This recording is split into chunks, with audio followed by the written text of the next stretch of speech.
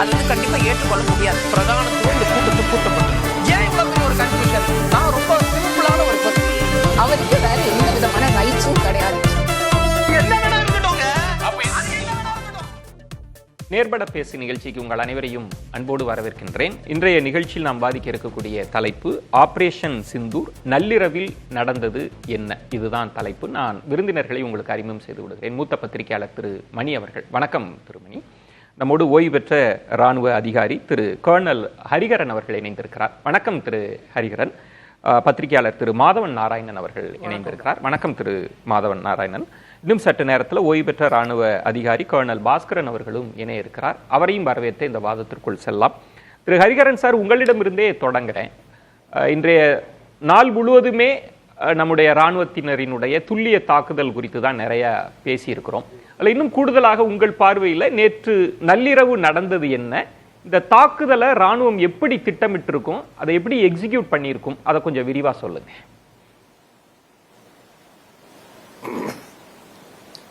இதை முதல்ல நம்ம முன்னால் நடத்திய போர்களைப் போல கணிக்கக்கூடாது.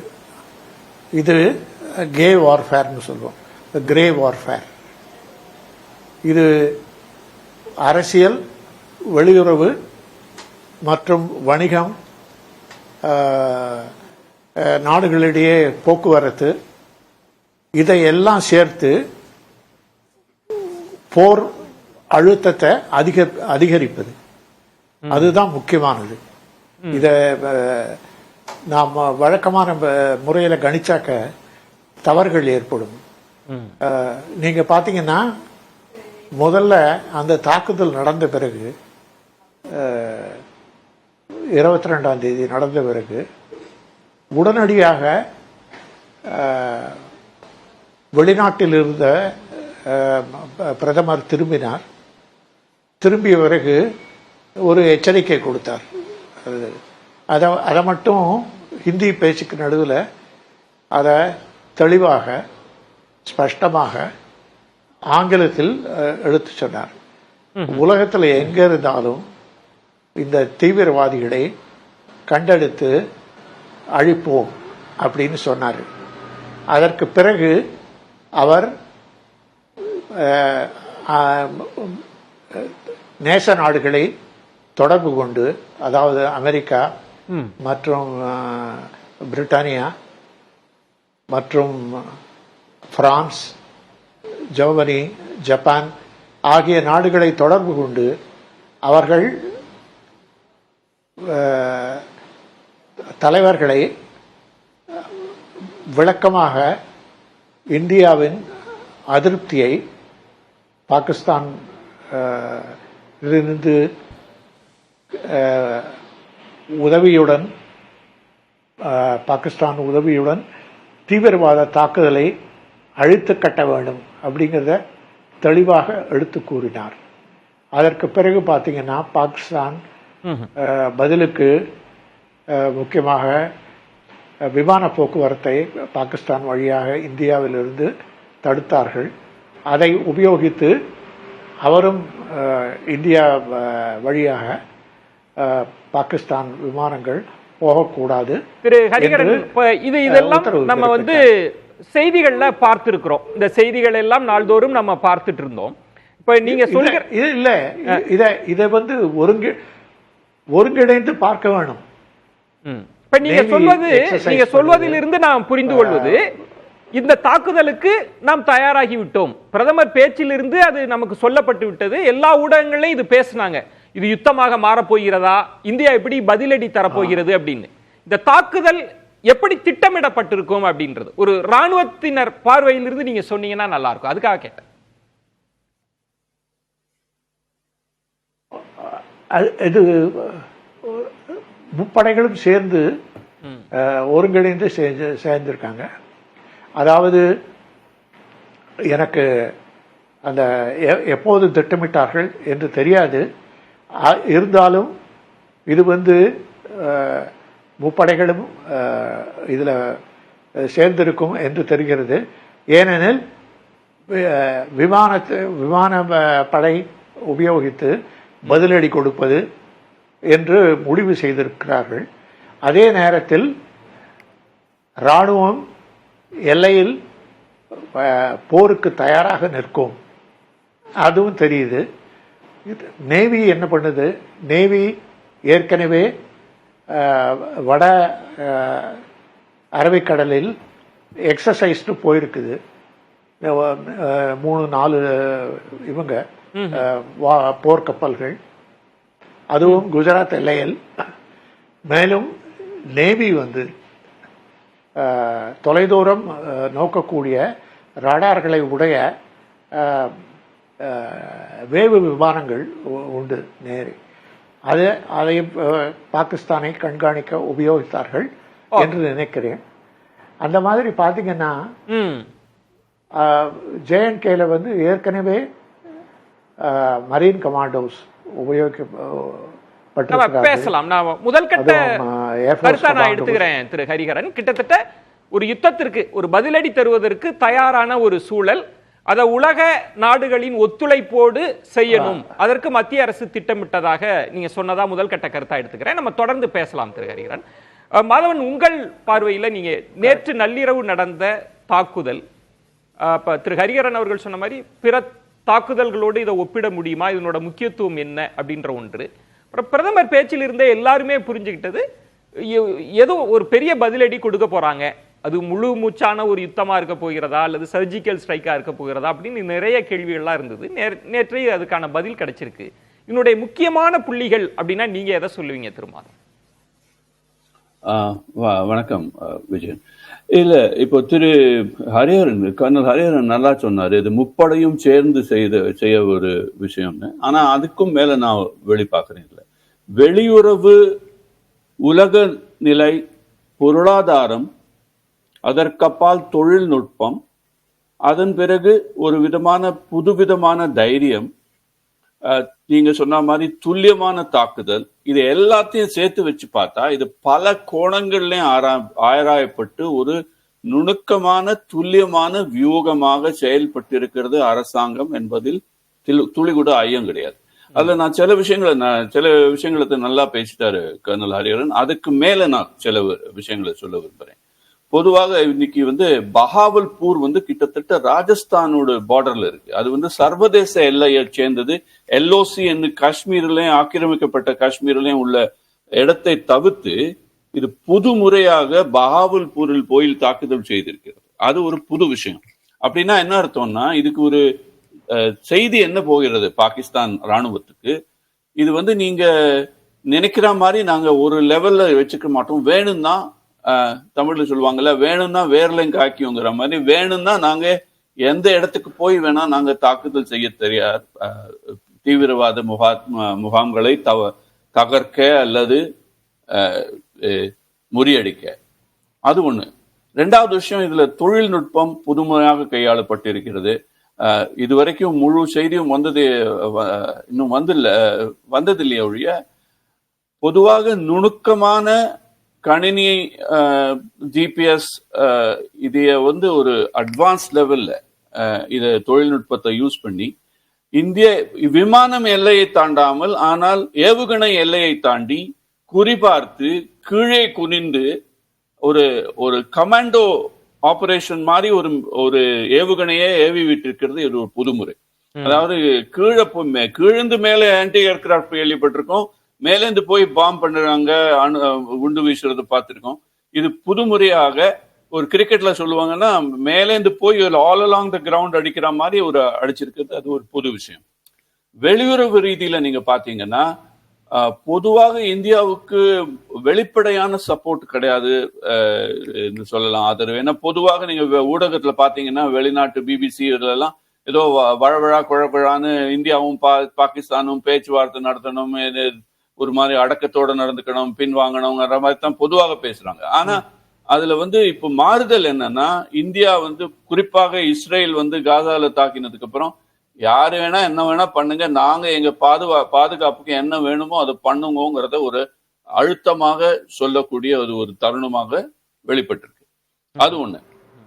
நாலாவது விஷயம், சர்வதேச முறையில லெவல்ல பாத்தீங்கன்னா ஒரு பக்கம் சீனா, இன்னொரு பக்கம் அமெரிக்கா, பிரான்ஸ் எல்லாருமே இந்தியாவை ஒரு மாதிரி அடக்கி வாசிங்கன்னு சொல்றாங்க. பாகிஸ்தானையும் அதே மாதிரி ஒரு ஃபால்ஸ் ஈக்குவல்னு சொல்லுவாங்க. ரெண்டையும் எல்லா பசங்களும் சண்டை போட்டுக்காம இருங்கப்பான்னு ஒரு மாதிரி கிளாஸ் ரூம்ல டீச்சர் சொல்ற மாதிரி ஒரு வசவசான் பேசுறீங்க. ஆனா கவனிச்சு பாத்தீங்கன்னா இன்று அமெரிக்க பொருளாதார உறவு இந்தியாவோட நன்றாகவே இருக்கிறது. ஆப்பிள், ஐபோன் முதற்கொண்டு இப்போ தமிழ்நாட்டுல தயாரிக்கிற லெவலுக்கு வந்திருக்கு.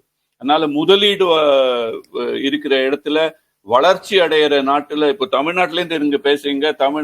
வளர்ச்சி அடைய உலகத்திலேயே பொருளாதார வளர்ச்சியில முன்னின்று நிற்கிற நாடுகள்ல இந்தியா, அதுல முன்னின்று நிற்கிறது தமிழ்நாடுங்கிற சூழல்ல நீங்க பாத்தீங்கன்னா நிறைய விஷயத்துல பொருளாதார ரீதியில ஒரு ஓவராக தாக்குதல் பண்ணினா அது பொருளாதாரத்துக்கு நல்லது இல்லை. ஆனா பொருளாதார ரீதியில முதலீடு இந்தியாவில நிறைய இருக்கிறதுனால இந்தியாவை ஒரு கண்டுகொள்ளாம இருப்பதுதான் இப்போ ஒரு அரசியல் ராஜதந்திரம் இப்போ அமெரிக்காவுக்கும் பிரான்ஸுக்கும். பிரான்ஸ் பாத்தீங்கன்னா இந்த ரஃபேல் விமானம் வந்ததே இந்தியாவுக்கு பிரான்ஸ்ல இருந்து தான் வந்திருக்கு. அதெல்லாம் பாத்தீங்கன்னா ஒரு 30 வருஷத்துக்கும் இப்போவுக்கும் வெளியுறவு நிலையிலையும் பொருளாதார நிலையத்திலையும் இந்தியால பல மாற்றங்கள் ஏற்பட்டதுனால இந்தியா இதை ஒரு தன்னம்பிக்கையோடும் ஒரு புதுமுறையான கையாள் முறையோடும் செயல்படக்கூடிய ஒரு சூழல் உருவாக்கி இருக்கு. திரு மாதவன், நீங்க சொல்ற பாயிண்ட்ல ரொம்ப முக்கியமானது, ரொம்ப தன்னம்பிக்கையோடும் எங்களால பதிலடி கொடுக்க முடியும்னு சொன்ன ஒரு அம்சத்தை சுட்டி காட்டுறீங்க. இப்ப இதற்கு முன்பு சில தாக்குதல்லாம் நடக்கிறப்ப நம்ம சர்வதேச சமூகத்திடம் போய் முறையிடுவோம். இந்த மாதிரி தீவிரவாதத்தை ஊக்குவிக்கிறாங்க, நீங்க பொருளாதார தடை விதிக்கணும், பாகிஸ்தானை அந்நியப்படுத்தணும், அப்படி தனிமைப்படுத்தணும்ன்ற கோரிக்கை எல்லாம் இருக்கும். ஆனால் இந்த தாக்குதல் நடந்த அடுத்த நொடியே இந்தியா பதிலடி கொடுக்குது. இந்தியா தடை போடுறாங்க. சர்வதேச சமூகம் என்ன சொல்லுது அப்படின்றதெல்லாம் பார்க்காம பதிலடியும் கொடுத்துட்டாங்க. அப்படின்னா இந்த அரசியலை, இந்த புள்ளியை எப்படி நம்ம புரிஞ்சுக்கணும்? இந்த முடிவுக்கு எப்படி ராணுவம், இந்திய அரசு நகர்ந்தது? இல்ல, ஒரு 2 விஷயம் இருக்குங்க. இது கிரிக்கெட் மாதிரி. நான் அடிக்கடி கிரிக்கெட்டை ஒரு எடுத்துக்காட்டா சொல்லுவேன். ஏன்னா கிரிக்கெட்ல ரன் அடிக்கிறது முக்கியம், ஆனா விக்கெட் போகக்கூடாதும்பாங்க. அதே மாதிரி தான் இது இது ஐபிஎல் இல்ல, ஒரு டெஸ்ட் மேட்ச். இதை பார்த்து கவனித்து ஆட வேண்டிய ஒரு விளையாட்டு. அதை நீங்க கவனிச்சீங்கன்னா இப்போ சூழல்ல என்ன மாறி இருக்குன்னா 26-11 அட்டாக்கு அப்புறம் இந்தியா ஓரளவுக்கு நான் மன்மோகன் சிங் கிரெடிட் கொடுப்பேன். இந்த தாக்குதல் நடத்தினது மோடியை ஒழிய பிரதமர் மன்மோகன் சிங் இருந்த போது அதை ஒரு ராணுவ முறையாக கையாளாம வெளியுறவுத்துறையில அத்தாட்சியோட சென்று இந்த பம்பாயில நடத்தின தாக்குதலுக்கு எல்லாம் பின்னாடி பாகிஸ்தான் சார்ந்த பாகிஸ்தானில் இருக்கும் தீவிரவாத இயக்கங்களும் அதை வலுப்படுத்தும் பாகிஸ்தான் ராணுவமும் ஐஎஸ்ஐயும் இருக்குங்கிறத ஒரு மாதிரி நிரூபித்ததுனால வெளியுறவுல இந்தியாவுக்கு நிறைய சப்போர்ட் இருக்கு. அது ஒரு விஷயம். 2வது நீங்க ஞாபகப்படுத்திக்க வேண்டிய விஷயம், 2011 வருஷமும் ஒசாமா பின் லாடன் பாகிஸ்தான்ல தான் கொலை செய்யப்பட்டார். அதாவது அவரை பாகிஸ்தான் தான் ஒழித்து வைத்திருக்குங்கிற நிலவைக்கு ஒரு பிம்பம் ஏற்பட்டது. அதனால இந்த பின்னணியில இந்தியாவுக்கு கிரிக்கெட் பாஷையில் சொல்ல போனா ஃபீல்ட் பிளேஸ்மென்ட் நல்லா ஆயிடுச்சு. நல்லா இந்தியா அணுகுமுறைக்கு ஒரு ஸ்ட்ரென்த் கிடைச்சிட்டு ஒரு சக்தி வாய்ந்த ஒரு தாக்குதலுக்கு ஒரு அடித்தளத்தை ஏற்படுத்தி இருக்கிறது. இந்த முக்கியமான இதுல பொருளாதார ரீதியில பாதிக்கப்படாமலும் சாமானிய மக்கள் பாதிக்கப்படாமலும், அதாவது பாகிஸ்தானிய சாமானிய மக்களை சொல்றேன். அப்புறம் பாகிஸ்தானவே ராணுவ டார்கெட்டை அட்டாக் பண்ணாம இது வெறும் தீவிரவாதம் சார்ந்த குறிகளை தான் நாங்க வைக்கிறோம்னு இந்தியா சொல்லி இருக்கிறதும், அபவ் ஆல் நான் எல்லாத்துக்கும் சொல்ல விரும்புறேன். இந்த பத்திரிகையாளர் பேட்டியில 2 பெண்கள் ராணுவ ஆபீசர் நின்னாங்க. அவங்க யாரு? ஒண்ணு இஸ்லாமிய மதத்தை சார்ந்தவங்க. அதனால சிக்னல் என்ன போகுதுன்னா, நாங்க இதை மத சார்பில் பார்க்கல, நாங்க வெறும்னு இதை ஒரு ராணுவ தாக்குதலா பார்க்கல. இது ஒரு துல்லியமாக நுண்ணியமாக ஆனால் தைரியத்தோடும் ஒரு புதுவிதமான தொழில்நுட்பத்தோடும் ஒரு புதுவிதமான அணுகுமுறையோடும் நாங்கள் செயல்படுறோம்ங்கிறது ஒரு பல விதத்துல இது ஒரு மல்டி ப்ராங்க் மெசேஜாக சொல்லியிருக்காங்க. அது ரொம்ப கவனிக்கத்தக்க விஷயம். பேசலாம். திரு மணி, உங்கள்கிட்ட வரதுக்கு முன்னாடி இன்னொரு கூடுதல் தகவலையும் வாங்கிட்டு வந்துடுறேன். திரு ஹரிகரன் அவர்கள்ட்ட இப்போ பல போர்களை பார்க்கிற போது அவ்வளவு துல்லியமான செயற்கைக்கோள்கள், நுண்ணிய ரேடார் வசதியெல்லாம் இருக்குன்னு சொல்லப்பட்டாலும் கூட மருத்துவமனையில போய் ஏவுகணைகள் விழும், பள்ளிக்கூடங்கள்ல விழும், இந்த மாதிரி உயிர் சேதம், அப்பாவி பொதுமக்கள் பாதிக்கப்படக்கூடிய காட்சிகள்லாம் நம்ம பார்க்க முடியும், அந்த கோர காட்சிகள்லாம். ஆனா இப்போது இந்திய அரசு சொல்வது துல்லிய தாக்குதல், எந்த தீவிரவாத முகாமோ அங்கதான் நாங்க தாக்கி இருக்கிறோம், பிற கட்டிடங்களுக்கு கூட சேதாரம் இல்லாத துல்லிய தாக்குதல் அப்படின்ற ஒரு விஷயத்த சொல்றாங்க. எங்களுடைய இலக்குன்றது தீவிரவாத முகாம் வேற இருக்கப்படணும். ஆனா பாகிஸ்தான் பதில் நம்ம செய்திகள் எல்லாம் பார்ப்பது, நாங்க எங்களோட பதிலடி கடுமையா இருக்கும். அவங்க திரும்ப திரும்ப அணு ஆயுதத்தை கோட் பண்ணி பேசுறாங்க. நம்ம அணு ஆயுதத்தை பத்தி எல்லாம் பேசவே இல்லை. அவர்கள் திரும்ப திரும்ப அணு ஆயுதம் இருக்கு, இது அணு ஆயுத போராக கூட மாறும், அதுக்கு எங்களை தள்ளிடாதீங்க அப்படின்லாம் சொல்லக்கூடிய காட்சிகளை பார்க்கிறோம். இத இந்திய அரசு ராணுவம் எப்படி யோசிப்பாங்க? பாகிஸ்தான்கிட்ட இருக்கிற ஆயுதங்கள், அணு ஆயுதம், இதெல்லாம் நம்ம கணக்கில் எடுத்து யோசிப்போமா? எப்படி அது இருக்கும்? கட்டாயம். இது முக்கியமாக ரெண்டு விஷயத்தில் பாகிஸ்தானுக்கும் இந்தியாவுக்கும் அணு ஆயுதத்தை போரில் உபயோகிப்பதில் ஒரு வித்தியாசம் இருக்குது. நாம் நோ ஃபர்ஸ்ட் யூஸ் அப்படிங்கிற பாலிசி, அதாவது நாங்கள் முதலில் அணு ஆயுதத்தை உபயோகிக்க மாட்டோம், ஆனால் எங்கள் மீது அணு ஆயுதம் பிரயோகித்தால் நாங்கள் அதை கண்டுகொண்டு பதிலடி பயங்கரமாக கொடுப்போம் அப்படிங்கிறது தான் அதனுடைய சாராம்சம். பாகிஸ்தான் அதற்கு மாறாக, அதாவது 10 கிலோ டன்னுக்கு கீழே பாகிஸ்தான் அணு ஆயுதங்களை உபயோகிக்க, அதாவது டாக்டிக்கல் வெப்பன்ஸ் உபயோகிக்கிறாங்க. உபயோகிப்பதற்கான சூழ்நிலையை உண்டாக்குறாங்க, அதற்கான தயார் நிலையில் இருக்கிறாங்க. இது மிகவும் உலக அளவில் கண்டிக்கத்தக்கது. ஏனெனில் அது முன்னாலேயே கைவிடப்பட்டது. இதனால் பாகிஸ்தான் இந்தியா எப்போது மோதினாலும் அண்டை நாடுகள், அதாவது வல்லரசுகள், உடனே இது அணு ஆயுத போராக மாறக்கூடாது அப்படின்னு, இது கார்கில் போரும்போது அப்படித்தான் அழுத்தம் கொடுத்தாங்க அமெரிக்கர்கள் பாகிஸ்தான் மேலே. ஏனெனில் பாகிஸ்தானுக்கு இந்த செகண்ட் யூஸ் நம்பிக்கை கிடையாது. ஆனால் இந்தியா 261 கிலோமீட்டர் உள்ளே புகுந்து மிசைல் தாக்குதல் நடத்தின பிறகு பாவல்பூரில் ஒரு பெரிய எச்சரிக்கை கொடுத்திருக்கிறது. அதாவது தவறி போய் நீங்கள் அணு ஆயுதத்தை உபயோகித்தால் நாங்கள் பொறுமை இழந்து விடுவோம், அணு ஆயுதத்தை இதே மிசைல வச்சுட்டு தாக்குதல் நடத்தக்கூடும் அப்படின்னு ஒரு எச்சரிக்கைன்னு கொள்ளலாம். இதுதான் ரெண்டு நாட்டுக்கும் வித்தியாசம்.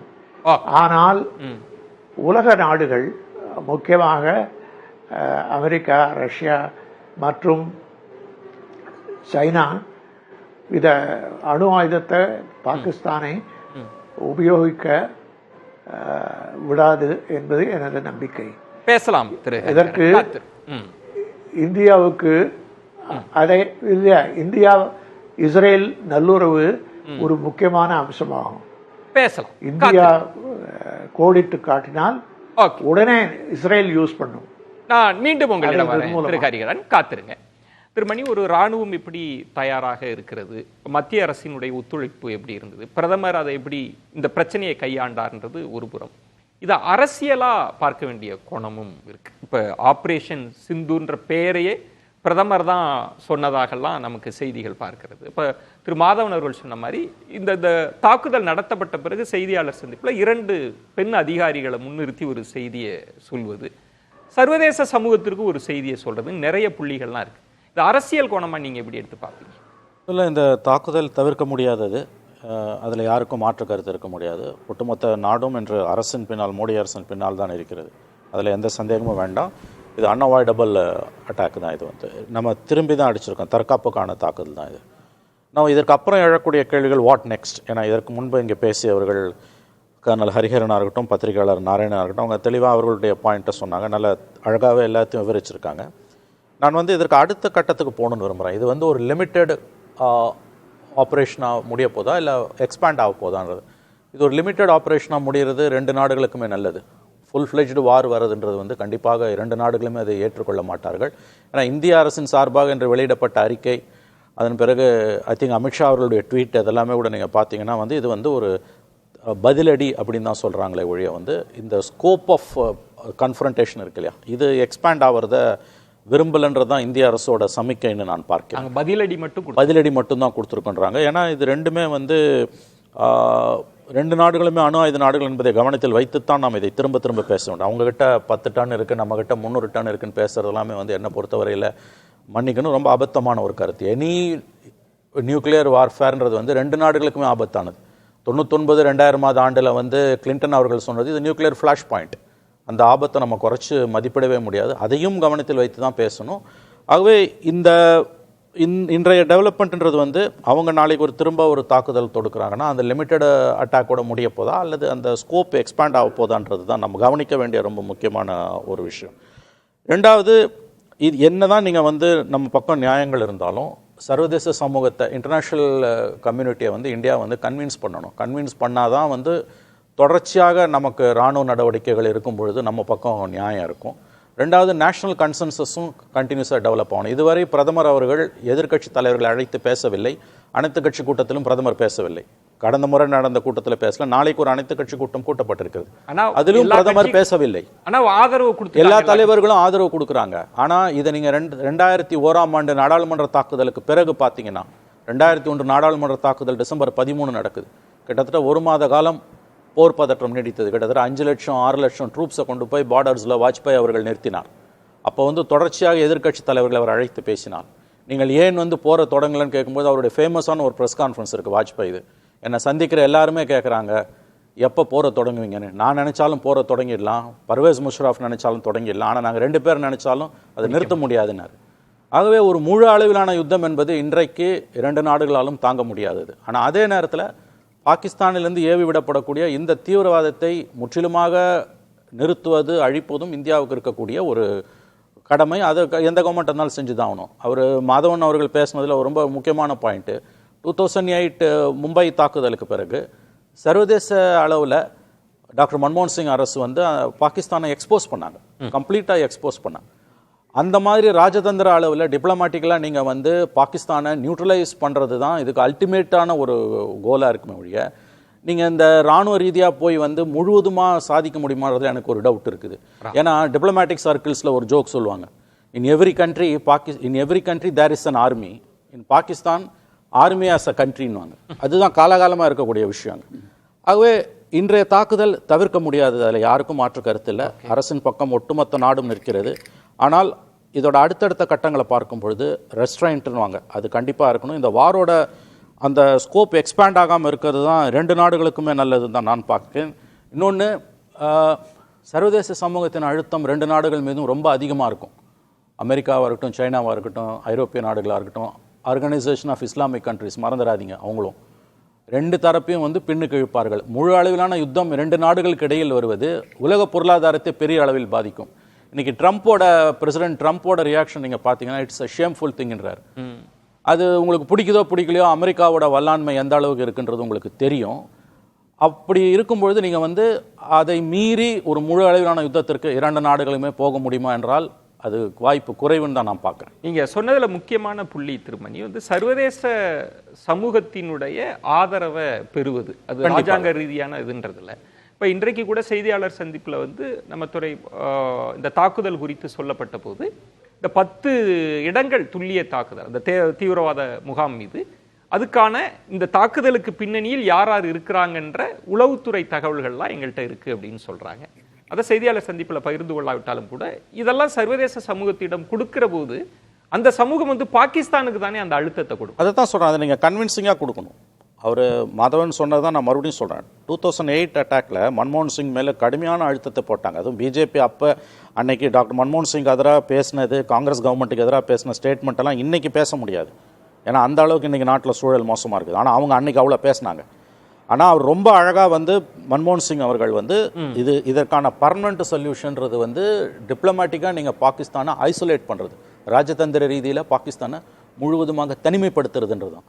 ஆகவே இந்த பக்கம் என்ன நியாயங்கள் இருந்தாலும் நீங்கள் சர்வதேச சமூகத்தோட ஒத்துழைப்போ ஆதரவோ உங்களுக்கு இல்லை என்றால் ஒரு முழு அளவிலான யுத்தத்திற்கு நீங்கள் போக முடியாது. பெரிய சிக்கல் தான், மிகப்பெரிய சிக்கல். ஆனா திரு மாதவன் சொன்ன இடம் திருமணி, ஆனா அமெரிக்காவினுடைய நிலைப்பாடெல்லாம் ரொம்ப ஆச்சரியம். ஜார்ஜ் புஷ் இருக்கிறப்ப எல்லா நாடுகளும் இதைத்தான் அமெரிக்காட்ட சொன்னாங்க. ஆனா அவங்க தீவிரவாதத்தை உலக அளவுல வேற இருப்போம்னு ஒரு நிலைப்பாடு அன்னைக்கு எடுத்தாங்க. இன்னைக்கு அவங்க வேற ஒரு கருத்து சொல்றாங்க. ஆனா திரு மாதவன் அவர்கள் சொன்ன முக்கியமான புள்ளின்றது, இப்ப எல்லா நாடுகளும் வந்து ஒரு வகுப்பறையில 2 குழந்தைகளை எல்லாம் சமாதானமா போங்கன்னு சொல்ற மாதிரி தானே அறிவுரை இருக்கு. அப்படிதான் இருக்காங்க எல்லாருக்கும். அதாவது வெஸ்ட்டுக்கு வந்து டபுள் ஸ்டாண்டர்ட் இருக்கு, அதை நான் ஒத்துக்கல. மேற்கத்திய நாடுகளுக்கு இரட்டை நிலைப்பாடு தான். அவங்களுக்கு வந்ததுன்னா ஒண்ணு, நமக்கு வந்ததுன்னா வேற மாதிரி தான் அவங்க பேசுவாங்க. வடிவேல் காமெடியில் வர மாதிரி உனக்கு வந்தா தக்காளி, எனக்கு வந்தா ரத்தமான்ற தக்காளி சட்னி, ரத்தமான்ற கதை.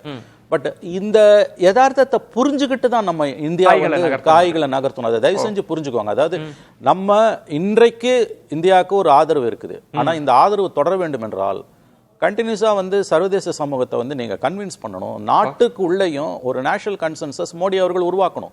ஒரு தடவை கூட எதிர்கட்சி தலைவர் அவர் அழைத்து பேசலை, அனைத்து கட்சி கூட்டத்தில் பேசலைன்னா இது எந்த விதத்தில் வந்து உங்களுக்கு வந்து தனிப்பட்ட முறையில் தனக்கான ஒரு பெருமைகளாக அவர்கள் இதை ஈட்டிக்கொள்ள பார்ப்பார்களே. ஆனால் இன்னைக்கு இருக்கக்கூடிய அந்த ஒற்றுமை இருக்கு இல்லையா, அது வந்து தொடர வேண்டும் என்றால் நீங்கள் அனைவரையும் அரவணைத்து போகணும். அந்த கன்சென்சஸ் இப்பயாவது மோடி கவர்மெண்ட் கொண்டு வரலன்னா உங்களுக்கு இது வரும் நாட்களில் வந்து இது கடுமையான ஒரு சிக்கலாக மாறும். கடைசியாக ஒரு பாயிண்ட் அவர் கர்னல் ஹரிஹரன் ஒரு பாயிண்ட் சொன்னார், ரொம்ப அதிர்ச்சியாக இருந்தது. நம்ம நியூக்ளியர் அட்டாக் பற்றிலாம் பேசுகிறதே என்னை பொறுத்த வரைக்கும் ரொம்ப ரொம்ப ஆபத்தானது. ஏன்னா அது எவ்வளோ மோசமானது நமக்கு தெரியும். நீங்கள் தனிப்பட்ட முறையில் ஒரு நியூக்ளியர் பாம்பை போடணும்னு அவசியமே இல்லைங்க. Conventional war will become a nuclear வார். இன்றைக்கி வந்து நம்முடைய பல மின் நிலையங்கள் அணுசக்தி அதில் தான் இயக்கப்படுகின்றன. அப்புறம் இஸ்ரேலி ஹெல்ப் எல்லாம் பற்றி அவர் பேசுகிறார். அதெல்லாம் கேட்டாஸ்ட்ரஃபி, அப்படிலாம் நம்ம நினச்சி கூட பார்க்க முடியாது. இஸ்ரேல் பாலஸ்தீனத்தை ஹேண்டில் பண்ணுற மாதிரி இந்தியா பாகிஸ்தானை ஹேண்டில் பண்ண முடியாது. பெஸ்ட் அப்ரோச் நான் மறுபடியும் மாதவன் சொன்னதான் சொல்கிறேன். 2008 டாக்டர் மன்மோகன் சிங் அரசோட அந்த அப்ரோச் அதுதான் ஒரு ஃபைனல் சொல்யூஷனாக, ஒரு லாஸ்டிங் சொல்யூஷனாக இருக்கும்னு எனக்கு தோணுது. திரு மாதவன், ஒரு யுத்தம் பற்றி பேசுகிற போது சர்வதேச நாடுகளின் அவர்கள் நாடு ஆதாயம் சார்ந்த விஷயத்தையும் பேச வேண்டியிருக்கிறது. தன்னுக்கு ஜியோ பாலிட்டிக்ஸ் பேசுகிறப்ப சைனாவினுடைய கருத்து என்னவா இருக்குன்ற ஒரு புள்ளியையும் நம்ம பேச வேண்டியிருக்கு. இப்போ இஸ்ரேல் நிலைப்பாடோ அமெரிக்கா நிலைப்பாடோ பிற நாடுகள் இதுவரைக்கும் எடுத்திருக்கிறாங்களா, அதை அனுமதிச்சிருக்கிறாங்களான்ற அந்த கேள்வியும் உள்ளடக்கி இருக்கு. இல்லை இன்னொரு முக்கியமான அம்சம் பேச வேண்டியது, திரு மணி அவர்கள் சுட்டிக்காட்டியது மாதிரி அணு ஆயுதங்கள் வந்த பிறகு தரைப்படை, காலால் படை இதுக்கெல்லாம் அர்த்தம் இல்லாமல் போயிடுச்சு. உங்களோட படையில் எத்தனை ஆயுதங்கள் இருக்குன்றதெல்லாம் இல்லாமல், ஏன்னா அது கொடுக்கக்கூடிய பேரழிவு. இன்னொன்று திரு மணி அவர்கள் சொன்ன மாதிரி இன்னைக்கு அணுமின் நிலையங்கள்லாம் இருக்கு, அது தாக்குதலுக்கு உள்ளானால் அது ஏற்படுத்தக்கூடிய சேதாரம் அப்படின்லாம் இருக்கிறப்போ இதை தேச அளவில் ஒரு ஒற்றுமையை ஏற்படுத்தணும், சர்வதேச அளவில் ஒரு அழுத்தத்தை கொடுத்து பாகிஸ்தானை தனிமைப்படுத்தணும், தீவிரவாதத்தை வேறெடுக்கணும். இதுதான் ரொம்ப முக்கியமான அம்சமா இருக்கணும். அதை நோக்கி தான் இந்தியா நகரணுன்றதை எப்படி எடுத்துக்க? அது அவர் மணி சொல்றதுல மாற்று கருத்தே கிடையாது. ஆனா அவர் ஒரு 2 விஷயத்த சொல்லாம விட்டுருக்கார். அதை வந்து நான் அதை ஒரு ஊர்ஜிதப்படுத்துறதுக்காக சுட்டிக்காட்ட விரும்புகிறேன். அணு ஆயுதமும் அணுகுண்டு சார்ந்த விஷயங்களும் பாகிஸ்தானை பொறுத்த வரைக்கும் அது ஒரு உளவியல் ரீதியான போர். இது சைக்கலாஜிக்கல் ஆபரேஷன். அவங்க வந்து எவ்வளவுக்கு அணுகுண்டு பத்தி பேசுறாங்களோ அவ்வளவு சர்வதேச அளவுல ஒரு பதட்ட நிலை ஏற்படும். அதோ பாருங்க, தென் ஆசியாவில் இந்தியாவுக்கும் பாகிஸ்தானுக்கும் நடுவில் அணுகுண்டு போர் நடக்க போறதும்பாங்க. அப்புறம் முதலீட்டாளர்கள் எல்லாரும் ஐயோ அப்படியாம்பாங்க. அந்த உளவியல் ரீதியான தாக்குதலை சமாளிப்பதற்காக கூடிய மற்றும் இந்த விஷயத்தையே நம்ம பேசுவதை தவிர்க்க வேண்டும் என்பதுதான் ஒரு பொறுப்பான விஷயம். வேணுங்கன்னா பார்த்துக்கலாம். 1998 போக்ரான் இது எக்ஸ்ப்ளோஷனுக்கு அப்புறம் நம்ம பாகிஸ்தான் எல்லா இடத்துலயும் போய் என்ன சொல்றதுன்னா, அவங்கள்ட்ட பெரிய அணு இருக்கலாம், ஆனா நாங்களும் அணுகுண்டு வச்சிருக்கோங்கிறாங்க. அதை வேணும்ட்டே அதை அவங்க ஒரு உளவியல் ரீதியாக பயன்படுத்துறாங்க. அது ஒரு முக்கியமான விஷயம். அதை கூடிய மட்டும் அதை தவிர்க்கிறதுக்காக வெளியுறவுத்துறையில டிப்ளமேட்டிக் ஒஃபென்சிவ்ல கூடிய மற்றும் நிதானமாகவும் நுண்ணியமாகவும் தன்னடக்கத்தோடும் செயல்படும் பொறுப்பு இந்தியாவில் உள்ளது. இதுவரைக்கும் அது இந்தியா நன்றாகவே அதை நிர்வகித்துள்ளது. ஆனால் திரு மாதவன், நீங்க சொல்றது ஒரு உளவியல் ரீதியாக ஒரு தாக்குதல் மாதிரி பாகிஸ்தான் எப்போது எடுத்தாலும் அணு ஆயுதத்தை பத்தி மேற்கோள் காட்டுவது. இந்தியா ஒருபோதும் அதை நம்ம முதல்ல சொன்னதே இல்லை. திரு ஹரிஹரன் அவர்களும் சுட்டிக்காட்டியது. ஆனா இந்த அணு ஆயுத சோதனைக்கு பிறகு பாகிஸ்தான் அந்த சோதனை நடத்திய போது சர்வதேச சமூகத்தில் பல நாடுகள் என்ன சொன்னாங்கன்னா, இந்தியா போன்ற ஜனநாயகத்தன்மை கொண்ட நாடு அல்ல பாகிஸ்தான், அது ஒரு ராணுவ கட்டுப்பாடு, என்றைக்கு வேண்டுமானாலும் தீவிரவாதிகள் கூட அதிகாரத்தை கையில் எடுத்துக்கலாம், பெரிய ஆபத்து இருக்கு, பாகிஸ்தானை அனுமதிச்சிருக்க கூடாது அப்படின்ற விமர்சனமும் அப்போது எழுப்பப்பட்ட ஒரு விஷயமும் இருக்கு. நம்ம இதையெல்லாம் சேர்த்துதானே பாகிஸ்தானை எதிர்கொள்ள வேண்டியிருக்கும் திரு மாதவன். இவ்வளவு சிக்கல்களையும் நம்ம சேர்த்துதானே எதிர்கொள்ள வேண்டிய. இல்ல அதுக்கும் மேல நான் போறேன். பாகிஸ்தான் ராணுவ ஆட்சியா பாக்குற அதே மேற்கத்திய நாடுகள் நன்றாக தெரியும். அவங்கள சோவியத் யூனியன், ரஷ்யா ஆப்கானிஸ்தான்ல படை எடுத்த போது பாகிஸ்தான் ராணுவத்தை பயன்படுத்தி கொண்டதும் அதே அமெரிக்கா தான். இன்று சீனாவை ஓரங்கட்ட வேண்டும் என்ற உள்நோக்கத்தோட செயல்படும் நாடும் அமெரிக்கா தான். அதனால பாகிஸ்தான் ராணுவம் ஒரு கொள்கை ரீதியில அதை மேற்கத்திய நாடுகள் கையாளவே இல்லை. அவங்க தனக்கு வேணும்னா அவங்க ராணுவத்தை, அந்த பாகிஸ்தான் ராணுவத்தையே பயன்படுத்திக்கிறாங்க. அப்புறம் ஜனநாயகம்ங்கிறாங்க. அந்த ஒரு வேஷத்தையும் கலைக்க வேண்டிய பொறுப்பு இந்தியாவுக்கு உள்ளது. அதனாலதான் இந்தியாவோட ஒரு இக்கட்டான சூழ்நிலை. அது இப்படி மெல்லவும் முடியாது, முழுங்க முடியாதுங்கிறத அதை பாக்குறதே இந்த ஆபரேஷன் சிந்தூர் ஒரு நுணுக்கமாக துல்லியமாக கையாளப்பட்டு இருக்கிறது. அதுல திரு மன்மோகன் சிங்கம் செய்த வெளியுறவு சார்ந்த விஷயங்களும் ஒரு அடிக்கல் நாட்டியதுனால இது நன்றாகவே இன்று வரைக்கும் நன்றா போயிருக்கு. நாளை பத்தி தெரியாது. நீங்க சொல்றது ரொம்ப கவனித்து பாரு. இலக்கில மட்டும் துல்லிய தாக்குதல் இல்ல, சர்வதேச அரசியல் சார்ந்தும் இது ஒரு துல்லியமான நுணுக்கமான தாக்குதல் அப்படின்னு சொல்றீங்க. ஐநா முன்னாள் அதிகாரி திரு கண்ணன் அவர்களும் இணைந்திருக்கிறார். வணக்கம் திரு கண்ணன். வணக்கம் விஜயன். இந்தியா பதிலடி கொடுத்திருக்கிறது. பாகிஸ்தான் இந்த பதிலடியின் மூலம் பணிந்து விட்டதா அல்லது பதுங்கி இருக்கிறதா? அடுத்த தாக்குதலுக்கு எப்படி புரிஞ்சுக்கணும்? பதுங்கி இருக்குன்னு தான் நினைக்கிறேன். இதை அவங்க எதிர்பார்த்துட்டு தான் இருந்தாங்க.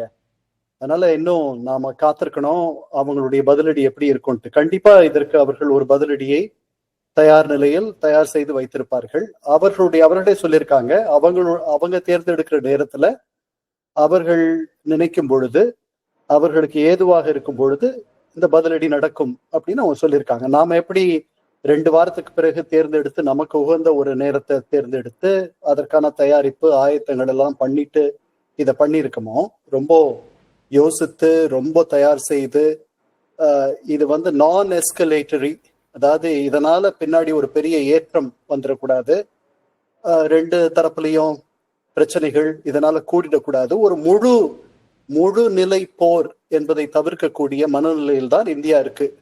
அதனாலதான் அந்த மாதிரியான வாசகங்கள்ல அதை சொல்லியிருக்கு. இதை நம்ம பொறுத்திருந்தான் பார்க்கணும் பாகிஸ்தான் எப்படி பண்ணுன்ட்டு. இதற்கு முந்தைய தாக்குதல்களுக்கும் இதற்கும் என்ன வித்தியாசம்ட்டு நான் தெரிஞ்சுக்கிறேன்னா, தாக்கிய இடங்களுடைய எண்ணிக்கை, அதற்கப்புறம் பஞ்சாப் உள்ளேயே போய் அடிச்சது, இது இதற்கு முன்னாடி நம்ம பண்ண தாக்குதல்கள்ல இல்லாத ஒரு செய்தி. ஆனால் நேற்று நடந்த ஐக்கிய நாடுகள் பாதுகாப்பு சபை கூட்டத்திற்கு பிறகு, அது ஒரு மூடிய கூட்டம், அந்த கூட்டத்திற்கு பிறகு பாதுகாப்பு சபை ஒரு அறிக்கை தரும்னு நம்ம எதிர்பார்த்தோம். அது நடக்கல. அதாவது இந்த வார் அகைன்ஸ்ட் டெரர் முதல்ல அந்த ஒரு போராக நடத்துவது என்பது ஒரு பெரும் சிக்கல். அதற்கப்புறம் உலக நாடுகளுடைய நல்லாதரவையும் அவர்களுடைய ஆசையையும் பேணுவது என்பது இன்னொரு சிக்கல். இது 2 தளப்போர். 9/11 நடந்து கிட்டத்தட்ட 20 வருஷத்துக்கு மேல ஆயிடுது. அதனால பயங்கரவாதம் என்பது நம்ம கண் முன்னாடி இருக்கிற ஒரு பிரச்சனையாக முன்பிருந்தது போல் இல்லை. இதெல்லாம் இந்தியாவுக்குள்ள பிரச்சனை. 5 நாடுகள், நட்பு நாடுகள், நேச நாடுகளை, அல்லது நாம முக்கியமான நாடுகளா கருதுற 5 நாடுகளுக்கு அவங்களை அழைச்சு நாம ஏன் இதை பண்ணோன்ட்டு விளக்க வேண்டிய நிலையில் தான் நம்முடைய வளர்ச்சியும் நம்முடைய பிராந்திய அந்தஸ்தும் இருக்கு. அடுத்தடுத்து சர்வதேச சமூகங்கள், அண்டை நாடுகளினுடைய ஆதரவை பெறுவதற்கான ராஜ ரீதியான முயற்சிகள் இருக்கலான்றது ஒண்ணு. இப்போ பாகிஸ்தான் அப்படின்றது பொருளாதாரத்திலும் நலிவடைந்து இருக்கிறது. இந்தியாவினுடைய பலம் என்ன அப்படின்றதும் தெரியும். இந்த காஷ்மீர் தாக்குதலுக்கு பின்னணியில் பாகிஸ்தான் இருக்கிறது என்ற உளவுத்துறை அதிகாரிகள் வந்து அவங்க சொல்றாங்க, எங்கள்கிட்ட ஆதாரங்கள்லாம் இருக்கு அப்படின்றப்ப பதிலடி கொடுக்கிற இடத்துக்கு நகருமா? அது பாகிஸ்தானுக்கு இன்னும் பெரிய சிக்கலை ஏற்படுத்திடாதா? இல்ல, நடக்காது. எப்படி இந்த அரசுக்கு வந்து ஒரு பெரிய அழுத்தம் இருந்துச்சோ, மக்கள் மத்தியில ஒரு பெரிய கொந்தளிப்பு இருந்துச்சோ, இதை பண்ணியே தீரணும் அப்படின்ற ஒரு நிலையில இந்த அரசு தள்ளப்பட்டுச்சோ, அதை விட அதிகமான ஒரு அழுத்தம் அங்க இருக்கு. அப்புறம் அவர்களுடைய ராணுவம் வந்து நம்முடைய ராணுவம் மாதிரி கிடையாது. அது ஒரு ஜனநாயக ராணுவத்தை அவங்க வச்சிருக்காங்கன்னு சொல்ல முடியாது. ராணுவம் தான் நாங்க பலம் பொருந்திய ஒரு அமைப்பு. அந்த அமைப்பு வந்து இத வந்து அவர்களுடைய சுயமரியாதை பிரச்சனையாக பார்க்கும். இதை எப்படி வந்து அவர்கள் பதிலடி கொடுக்காம அவர்கள் அமைதியாக இருந்தா இது ஒரு பெரிய டிப்ளமசி அப்படின்ட்டு அவங்கள பத்தி பேச போறாங்களா? கிடையாது. அவர்கள் இழப்பதற்கு பெரிதாக ஒன்றும் இல்லை. நீங்க சொன்ன மாதிரி அவர்கள் IMF உடைய கடன் வாங்கியிருக்காங்க. அவர்களுடைய பொருளாதார நிலைமை ஏற்கனவே சீர்கெட்டு இருக்கு. இதுக்கு மேல என்ன நடந்துற போகுது? ஏற்கனவே பள்ளத்துலதான் இருக்காங்க. அதனால அந்த அழுத்தத்துக்கு அவர்கள் அதற்கு ஒரு மரியாதை கொடுக்க வேண்டிய ஒரு நிலையில இருக்காங்க. ராணுவம் கண்டிப்பாக, பொதுமக்கள் எப்படி நினைக்கிறாங்களோ இல்லையோ, ராணுவம் கண்டிப்பாக அந்த மாதிரி ஒரு முடிவுக்கு வரும்.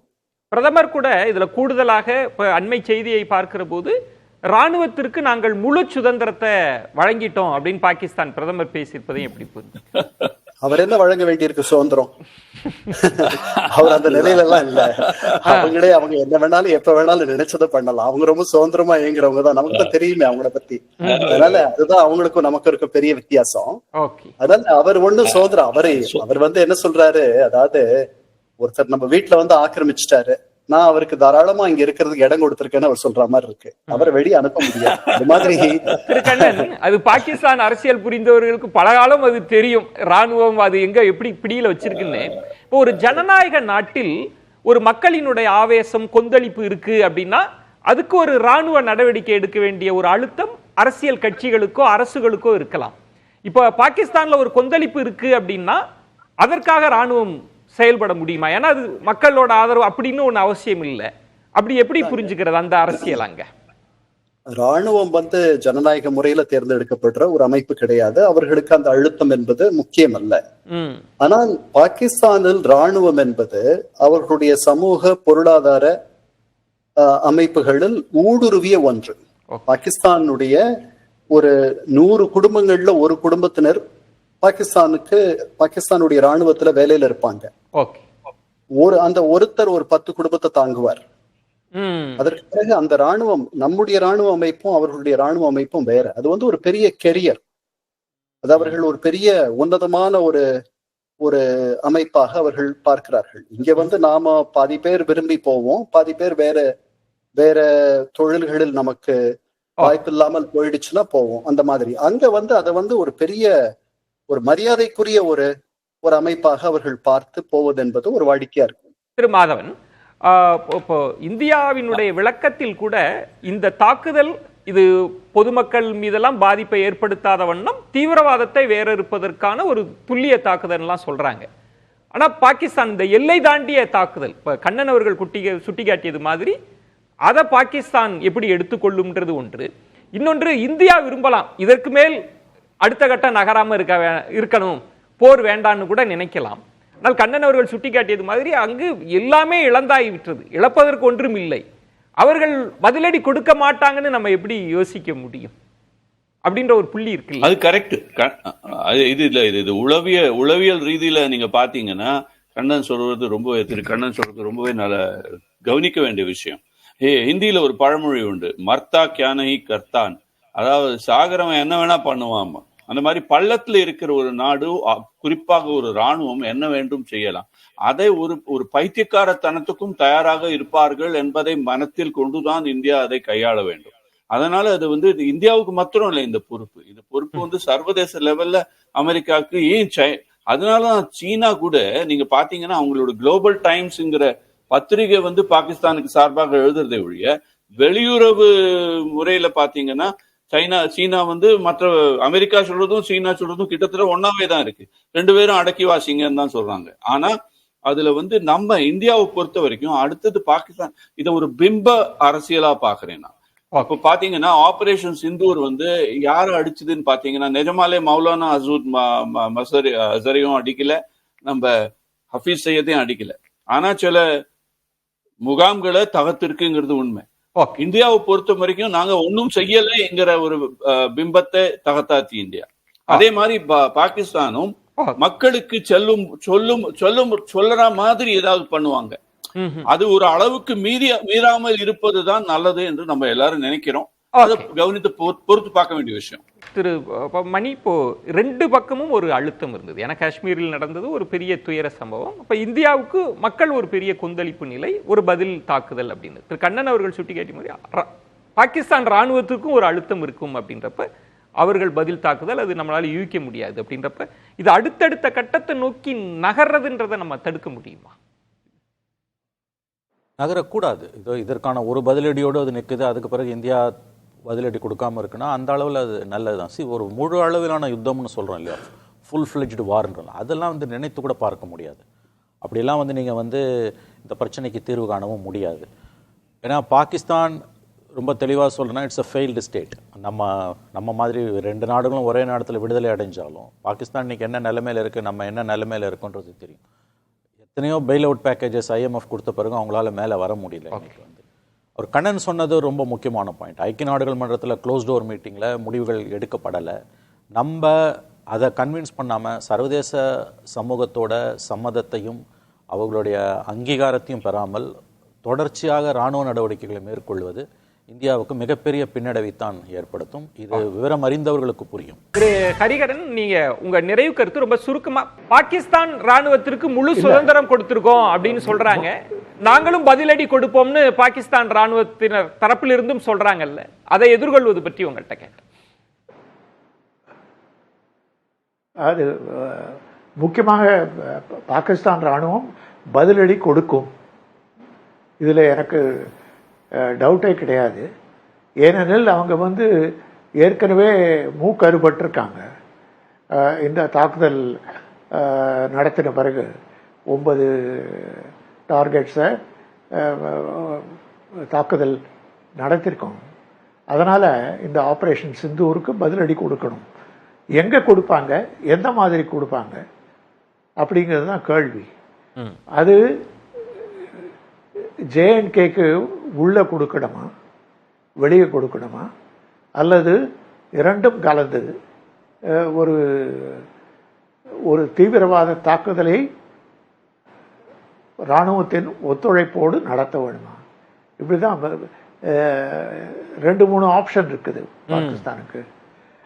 முக்கியமாக பதிலடி கொடுக்கணும்னா சம்ஜோரியா இருக்குது, அதாவது தெற்கு பகுதியில். அங்கே வந்து இராணுவ ரீதியாக